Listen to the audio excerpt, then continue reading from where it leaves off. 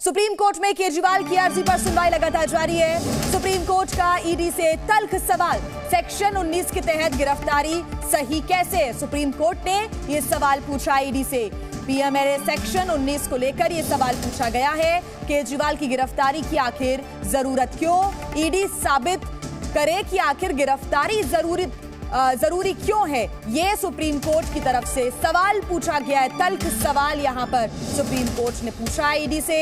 बड़ी खबर इस वक्त हम आपको बता रहे हैं। आपको बता दें कि न्यायिक हिरासत में इस वक्त दिल्ली के मुख्यमंत्री अरविंद केजरीवाल हैं और आज बेहद अहम सुनवाई इस वक्त चल रही है सुप्रीम कोर्ट में। केजरीवाल की अर्जी पर सुनवाई लगातार जारी है।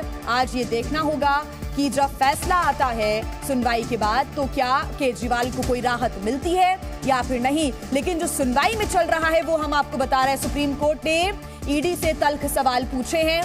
पूछा है कि सेक्शन 19 के तहत गिरफ्तारी आखिर सही कैसे है, ये सुप्रीम कोर्ट ने पूछा है। साथ ही prevention of money laundering act के सेक्शन के तहत सवाल पूछा गया है, केजरीवाल की गिरफ्तारी की आखिर जरूरत क्यों पड़ी और ईडी ये साबित करे कि गिरफ्तारी क्यों जरूरी है। ये सुप्रीम कोर्ट ने सवाल पूछा है, आखिर गिरफ्तारी की जरूरत क्यों पड़ी और क्यों ये माना जाए कि ये गिरफ्तारी सही है। ये सुप्रीम कोर्ट ने तल्ख लहजे में सवाल पूछा ईडी से। ये देखना होगा कि ईडी अपने पक्ष में क्या कुछ सवाल पेश करती है सुप्रीम कोर्ट के सामने।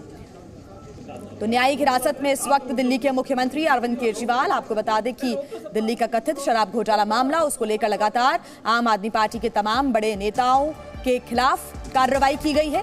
ऐसे में अरविंद केजरीवाल खुद न्यायिक हिरासत में इस वक्त हैं। केजरीवाल चुने हुए सीएम हैं। सुप्रीम कोर्ट की तरफ से यह भी टिप्पणी की गई है। कहा है कि एक असाधारण मामला है, केजरीवाल को अंतरिम जमानत दे सकते हैं। तो ये बड़ी जो टिप्पणियां हैं वो सुप्रीम कोर्ट की तरफ से की गई है अभी भी, क्योंकि सुनवाई लगातार जारी है। केजरीवाल कोई आदतन अपराधी नहीं है, केजरीवाल चुने हुए मुख्यमंत्री हैं। सुप्रीम कोर्ट ने सुनवाई के दौरान इन तमाम बातों का जिक्र किया है और साथ ही सुप्रीम कोर्ट की तरफ से ईडी से तल्ख लहजे में सवाल भी किया गया है। अब ईडी की तरफ से क्या जवाब पेश किया जाता है इस पर भी नजर है। साथ ही सुप्रीम कोर्ट ने ये तमाम बातों का जिक्र किया है, जैसे कि केजरीवाल कोई आदतन अपराधी नहीं है, वो चुने हुए सीएम हैं। राहत पर सुनवाई की जा सकती है और जिस तरीके से कोर्ट ने सुनवाई के दौरान टिप्पणी की और सवाल खड़े किए गिरफ्तारी की टाइमिंग को लेकर के, उनकी अंतरिम राहत को लेकर के, और साथ ही कोर्ट ने यह भी कहा कि पीएमएलए के सेक्शन 19 का क्या पालन किया गया है, ये भी सवाल खड़े किए। और साथ ही जिस तरीके से कोर्ट ने कहा कि हम अंतरिम राहत पर सुनवाई कर रहे हैं और अंतरिम राहत को लेकर के ईडी की तरफ से पक्ष रखा जाए कि आखिरकार उन्हें अंतरिम राहत क्यों ना दी जाए। हालांकि दोनों पक्ष अपनी दलीलें कोर्ट के सामने रख रहे हैं, लेकिन कोर्ट ने जिस तरीके से टिप्पणी की और जिस तरीके से कहा कि अरविंद केजरीवाल एक राज्य के चुने हुए मुख्यमंत्री हैं, जनता द्वारा चुने हुए मुख्यमंत्री हैं और कहीं ना कहीं जो उन्हें अंतरिम राहत है वो क्यों ना दी जाए, यह भी एक सवाल खड़ा किया गया कोर्ट की तरफ से। और जिस तरीके से टिप्पणियां की गई हैं उसको लेकर के अब देखने वाली बात यह होगी कि ईडी की तरफ से क्या दलील रखी जाती है, क्योंकि ईडी की तरफ से कहीं ना कहीं जो विरोध है वो अंतरिम राहत का किया गया है और कहा गया है कि उनके पास पुख्ता सबूत हैं। लेकिन गिरफ्तारी को गलत सुप्रीम कोर्ट ने नहीं बताया, लेकिन अंतरिम राहत को लेकर के उसने कहा कि हम सुनवाई करेंगे। हालांकि अब अंतरिम राहत को लेकर के ईडी की तरफ से दलीलें दी जा रही हैं, अरविंद केजरीवाल की तरफ से भी दलीलें दी जाएंगी और दोनों पक्षों की दलीलें सुनने के बाद कोर्ट अब देखने वाली बात यह होगी कि क्या दिल्ली के मुख्यमंत्री अरविंद केजरीवाल को अंतरिम राहत देती है या नहीं। हालांकि कोर्ट ने एक टिप्पणी और की है कि वो चुनाव प्रचार कर सकते हैं, यानी अगर अंतरिम राहत दिल्ली के मुख्यमंत्री अरविंद केजरीवाल को मिलती है तो वो चुनाव प्रचार कर सकते हैं।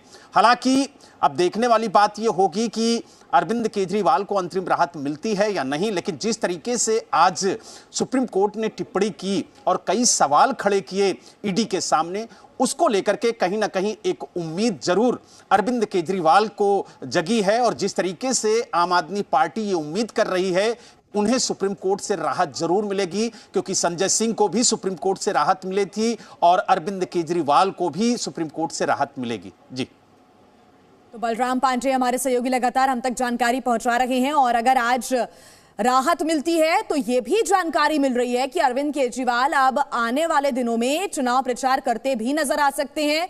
वो कर पाएंगे चुनाव प्रचार, लेकिन आज दोनों पक्षों की जब दलील रखी जा रही है सुप्रीम कोर्ट के सामने, तो क्या अरविंद केजरीवाल को राहत मिलेगी या उनकी मुश्किलें बढ़ेंगी, इस पर लगातार नजरें टिकी हुई हैं। जो सुनवाई चल रही है उसमें ईडी ने अपने तरफ से तमाम दावे किए। कहा गया है कि कोई राजनीति से प्रेरित मामला नहीं है और शुरुआती जांच पर तो केजरीवाल पर फोकस नहीं था, लेकिन उसके बाद जैसे ही तमाम बातें केजरीवाल के दायरे में जाती हुई नजर आई तो फिर अरविंद केजरीवाल की गिरफ्तारी हुई है। अरविंद हमारे साथ जुड़े हुए हैं ज्यादा जानकारी के साथ। अरविंद, सुप्रीम कोर्ट में क्या कुछ सुनवाई चल रही है, सुप्रीम कोर्ट की तरफ से क्या टिप्पणी की गई है और अरविंद केजरीवाल की तरफ से क्या पक्ष रखा जा रहा है, बताएं विस्तार से। देखिए, सबसे महत्वपूर्ण बात यह कि अभी जो कोर्ट सुनवाई कर रहा है वो अरविंद केजरीवाल को क्या चुनाव प्रचार के लिए अंतरिम जमानत दी जाए या नहीं दी जाए, इस सवाल पर विचार कर रहा है। आज जब सुनवाई शुरू हुई थी तो उस वक्त कोर्ट ने इस तरह के कोई संकेत नहीं दिए थे और अरविंद केजरीवाल को जो गिरफ्तारी को चुनौती देने वाली जो मूल याचिका थी उस पर ईडी की ओर से एएसजी अपनी बात रख रहे थे। लेकिन अब कोर्ट ने साफ किया कि 12:30 बजे से, यानी अभी जो सुनवाई चल रही है वो इस सवाल पर होगी कि क्या अरविंद केजरीवाल को जमानत दी जाए या नहीं दी जाए। कोर्ट ने, हालांकि एसजी तुषार मेहता ने इसका विरोध किया। उनका यह कहना था कि जब किसी आम आदमी को ऐसी कोई राहत नहीं मिल सकती तो अरविंद केजरीवाल के लिए भी कोई अपवाद नहीं होना चाहिए, वो इस तरह की राहत के अधिकारी नहीं है, उन्होंने नो समन की अवहेलना की है। लेकिन कोर्ट ने यह कहा कि यह देखना होगा कि अरविंद केजरीवाल दिल्ली के सीएम हैं और उनके खिलाफ कोई दूसरा आपराधिक केस नहीं है, वो कोई आदतन अपराधी नहीं है। तो ये अपने आप में एक असाधारण केस है जहां पर चुनाव नजदीक हैं और चुनाव हर साल नहीं होते, चुनाव 5 साल में एक बार होते हैं। तो ऐसे में कोर्ट इस बात पर विचार कर सकता है कि क्या चुनाव प्रचार के लिए अरविंद केजरीवाल को अंतरिम जमानत दी जाए या नहीं दी जाए। कोर्ट ने यह भी कहा कि जो गिरफ्तारी को चुनौती देने वाली उनकी याचिका है, अगर हम उस पर सुनवाई पूरी कर लेते हैं, उसके बाद आदेश सुरक्षित रखते हैं, तो जब तक कोर्ट अपना आदेश सुनाएगा हो सकता है कि तब तक चुनाव पूरे हो जाएं। तो ऐसे में इस सवाल पर विचार करना बनता है कि क्या चुनाव प्रचार के लिए उन्हें अंतरिम जमानत दी जा सकती है या नहीं। एसजी तुषार मेहता ने इन दलीलों का विरोध किया और उनकी तरफ से यह कहा गया कि अरविंद केजरीवाल को ऐसी कोई राहत नहीं मिलनी चाहिए क्योंकि इससे आम जनता के बीच गलत मैसेज जाएगा। अगर किसी आम कारोबारी को, अगर किसी आम किसान को यह राहत नहीं मिलती कि वो अपनी दुकान को चलाने के लिए, अपने खेत में जाने के लिए अंतरिम जमानत मिल जाए, तो फिर किसी राजनेता को किस बिना पर यह जमानत मिल सकती है कि उसे चुनाव प्रचार करना है। और अगर अरविंद केजरीवाल जांच में सहयोग करते, समन की अवहेलना न करते, तो शायद उनकी गिरफ्तारी भी नहीं होती। लेकिन गिरफ्तारी का रास्ता उन्होंने खुद चुना है और अब वो अंतरिम जमानत के हकदार नहीं हो सकते। लेकिन सुप्रीम कोर्ट ने इस दलील को खारिज कर दिया। कुछ सवाल भी यहाँ पर सुप्रीम कोर्ट की तरफ से पूछे गए हैं। सवाल ये है कि पीएमएलए सेक्शन 19 के तहत जो गिरफ्तारी हुई, क्या वो जरूरी थी और क्या अरविंद केजरीवाल को गिरफ्तार करना जरूरी था? उसके बाद ही इस पूरे मामले को लेकर जांच आगे बढ़ सकती थी। ईडी की तरफ से क्या इस पूरे मामले को लेकर जवाब दाखिल किया गया है और क्या कुछ कहा गया ईडी की तरफ से? देखिए, ये जो सवाल जवाब का जो क्रम था, ये अरविंद केजरीवाल की मूल याचिका को लेकर के है जिसमें उन्होंने गिरफ्तारी को चुनौती दी है और कोर्ट इस बिंदु पर विचार कर रहा है कि क्या पीएमएलए के सेक्शन 19 के तहत जो गिरफ्तारी की कसौटी है उस पर यह केस खरा उतरता है या नहीं। कोर्ट ने इस पर सवाल ये उठाया कि 2 साल हो गए आपको इस नतीजे पर पहुंचने के लिए कि अरविंद केजरीवाल की भूमिका बनती है, एक जांच एजेंसी के लिए ठीक नहीं है।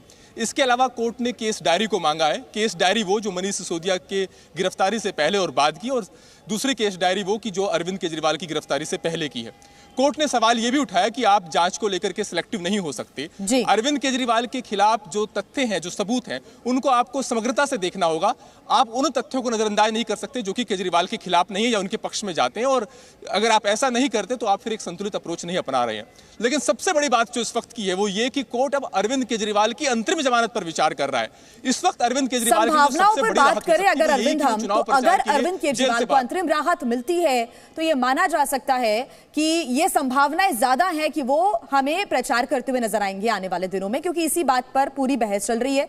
दोनों पक्ष की तरफ से क्या दलीलें रखी जाती है, फैसला किसके पक्ष में आता है तो देखना होगा। लेकिन अगर अरविंद केजरीवाल के पक्ष में फैसला आता है तो प्रचार में उतर सकते हैं केजरीवाल जल्द ही। बिल्कुल, अंतरिम जमानत का मतलब ये होता है कि वो एक खास निश्चित समय सीमा के अंदर किसी खास मकसद की वजह से दी जाती है। और चूंकि अरविंद केजरीवाल की जो याचिका है जिसमें उन्होंने गिरफ्तारी को चुनौती दी है, उस पर वक्त लग सकता है। लिहाजा कोर्ट अब इस बिंदु पर विचार कर रहा है कि क्या उन्हें चुनाव प्रचार के लिए अंतरिम जमानत दी जा सकती है या नहीं। और सबसे महत्वपूर्ण बात यह कि ये जो पिछली बार जो टिप्पणी की गई थी कोर्ट की तरफ से कि हम अंतरिम जमानत के सवाल पर विचार कर सकते हैं, ये आग्रह अरविंद केजरीवाल के वकीलों की तरफ से नहीं किया गया था। कोर्ट ने ही इस बिंदु पर गौर करना बेहतर समझा, क्योंकि कोर्ट को लग रहा था कि अगर इस केस की सुनवाई में वक्त लगता है तो फिर चुनाव खत्म हो सकते हैं, और ऐसे में इस बात पर विचार करना बनता है कि क्या उन्हें चुनाव प्रचार के लिए अंतरिम जमानत दी जा सकती है नहीं। और अभी तक के जो कोर्ट की टिप्पणियां रही हैं उनसे बात समझ में आ रही है कि प्रथम दृष्टया कोर्ट इस बात के लिए सहमत है कि असाधारण जिस तरह की स्थितियां हैं, तो क्या अरविंद केजरीवाल के पक्ष में फैसला आता है, उन्हें राहत मिलती है या फिर नहीं, इस पर हमारी नजर रहेगी। फिलहाल शुक्रिया अरविंद आपका। जी न्यूज़।